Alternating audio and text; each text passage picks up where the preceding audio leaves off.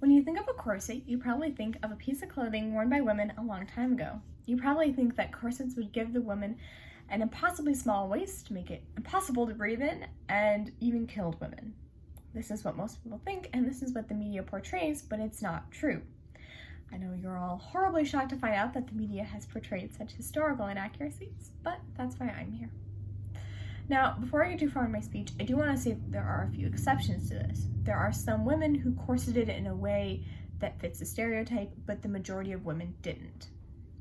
So to begin with, corsets didn't give a woman an impossibly small waist. Women didn't corset themselves down to a waist between 16 and 20 inches. And for some perspective, that is the waist of a child. So since women didn't physically corset themselves smaller, what did they do? Well, they wore corsets with extra room in the bust and hips that allowed them to be padded, giving the illusion of a small waist. Now, the exception to that is called tight lacing. This is exactly what it sounds like. It is physically making your waist smaller. And this happened, but not as often as we are led to believe or as often as the media portrays. Secondly, corsets were impossible to breathe in. In fact, quite the opposite. During the Victorian era, a company was started called Symington. And Symington mass-produced corsets, specifically the Pretty Housemaid. This corset was specifically designed for women working as maids or in the domestic service industry.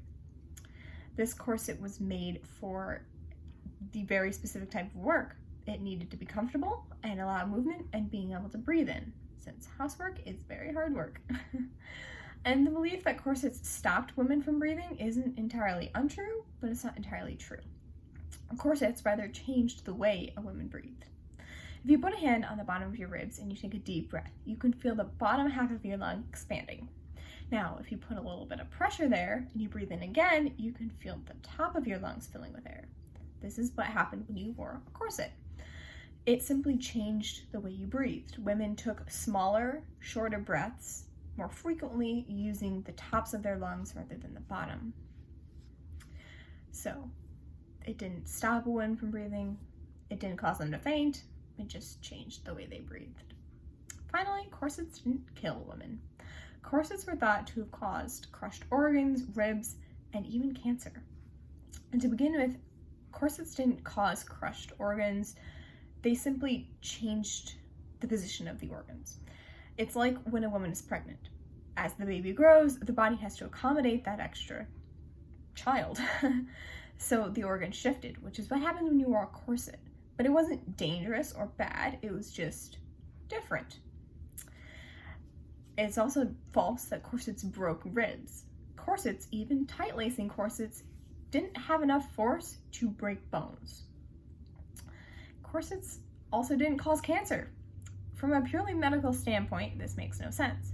Cancer is caused by biological factors such as age, gender, genetic defects, or occupational hazards such as carcinogenic chemicals, which are chemicals that cause cancer, radiation, or asbestos.